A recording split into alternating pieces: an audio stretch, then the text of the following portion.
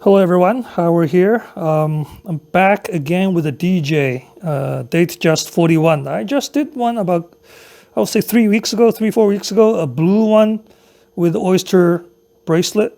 Today it's a very different one. So this is obviously, you can see it's a two-tone oyster steel, stainless steel, plus a yellow gold. It's a combination.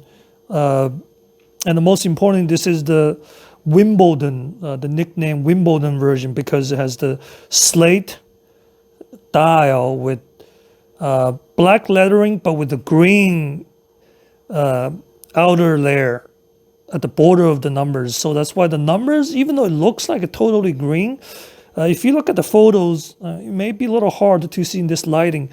The actual lettering is black, but the outline of the letters are green. That's why overall it looks like green.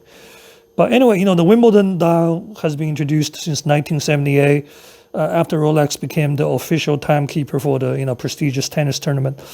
So this is the signature colorway, which is one of the, I think, the three most desirable colors: the blue, the green, the mint green, and this slate color. My initial reaction, especially after looking at the blue one a few weeks ago, is it's a lot more, I would say, eye-catching or a lot more shinier because of the gold element, number one. Number two,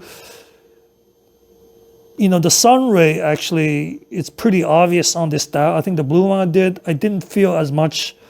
It's called a bright blue, but I don't remember if the dial is a complete sun ray. I think it was, but it's not as reflective as this lighter, slate or gray color. Plus you got the green sort of lettering, all these different colors, the gold, the gray, the green, the stainless steel, combine everything together, just looks a little bit more sophisticated, a little bit more glamorous, if you will. Obviously a lot more attention grabbing, if you will. And the other feeling is definitely feels a little bit heavier, slightly heavier, because of part of this gold. I believe this one is 152.5 grams or 5.38 ounces. So it's not a super light watch. Definitely, I would say it's a little bit above average weight wise. And I think if you prefer a watch with a little bit substantial weight, this might fit pretty well. Dimension wise, it's a 41mm case. Although when I use my measurement, obviously it's not as precise as the factory. I can't get a 41 reading on the case. It's more closer to 40. When I look at the bezel, end to end on the bezel, the max I can get is about 39. As with other Rolex watches, it's not very thick at all. It's only 11.8 millimeters, which is really impressive. And I think especially for people with smaller wrist, it's a little bit larger case, it's okay. But if the thickness is too much, then it becomes really a big burden and problem, and it becomes too much for small wrist. So I think for 11.8, it can actually fit smaller wrist like mine, generally okay. Lug-to-lug, it's the end-to-end 47.6. It's not too bad for a watch case of a 40 or 41 millimeter size. And the lug width is about 20, pretty standard for most of the Rolex watches. And I think in terms of the polishing and coloring, you can see most of these DJ are polished shoulder, polished case on the side, polished on the other side where you have the crown. One thing you may have noticed, there, I might have mentioned in some of my other videos, the two dots under the coronet. The dots or dash basically means, if it's a dash or two dot or one dot, it means it's a twin lock waterproof system. A line means the watch is a stainless steel. Two dots meaning it has some gold component. In this case, it's yellow gold. And if it's one dot, it means twin lock waterproof plus it's a platinum material. Rolex obviously for some of the more professional watches has the 3 dot on the crown, and that means it's a triple lock. But twin locks it's more than sufficient for average daily use. So this is the water resistance of 100 meters or 330 feet. Caliber 3235, 70-hour power reserve, minus plus 2 seconds a day after casing. And I want to emphasize this. For a lot of the casual watch fans, you may not realize, for a watch to be performing at -2 plus 2 seconds a day, it's pretty impressive. I personally owned, quite a few watches, not a tons of them, but I owned, different brands, mostly pretty nice watches, but Rolex is still one of the best when it comes to accuracy. I actually have a OP, it's 5-6 years old. I haven't had it serviced, and yet it's still performing at -2 plus 2, mostly plus 2 seconds a day level. So that's extremely important if you care about accuracy of the movement. I mean, Rolex is obviously right up there. Take another look at the dial. Standard wordings, Rolex, Oyster Perpetual, DateJust, suppletive chronometer, officially certified, Swiss made. And on the side, I like the tiny numbering, 5,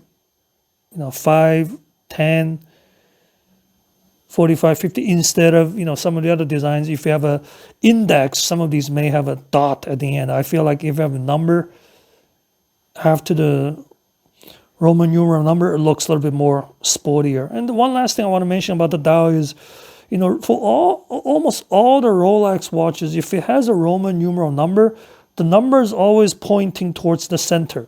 So on the top end, yes, it looks like it's a normal number. At the back end, lower half, it's pointing inside. So if you want to turn the watch around, then it looks like 5, 6, 7, 8. But if you just look at the normal way, the numbers are upside down. So if you like that, it's great. If you don't, then it's just personal preference.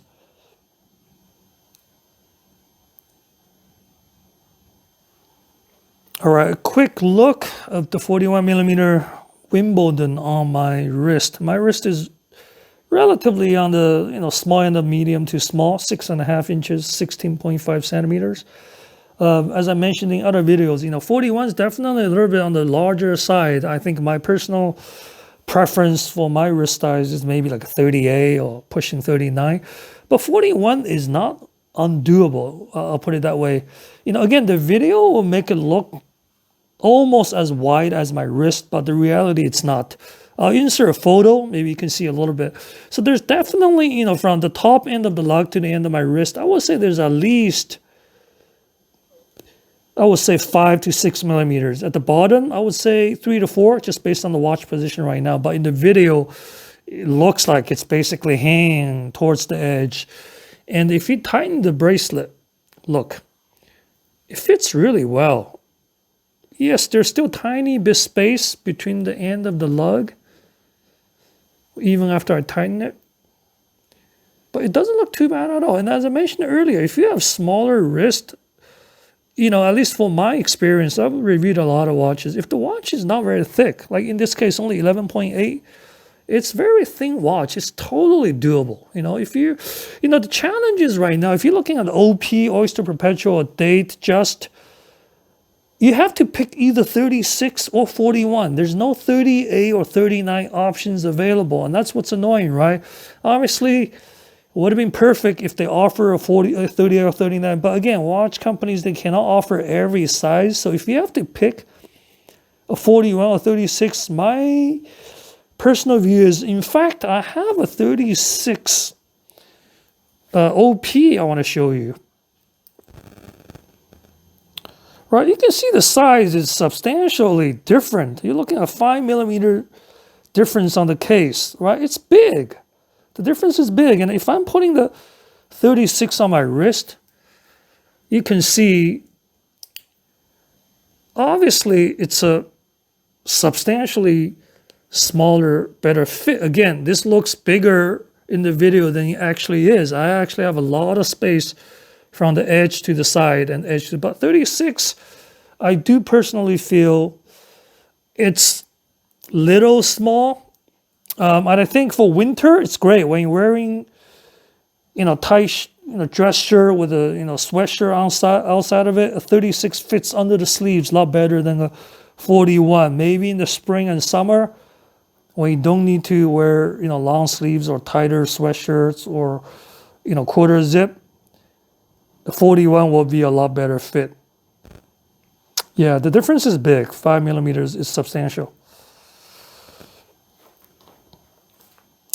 All right, I think as of March of 2024, this piece, the retail in the US is $14,350, 14350 plus sales tax. Model number is 126333, and the particular color and material for this one is 0020. So overall, it's 126333, 0020. Again, this is the 41mm DateJust Wimbledon. Very beautiful watch. Very, very nice. Thanks so much for watching. I'll see you next time.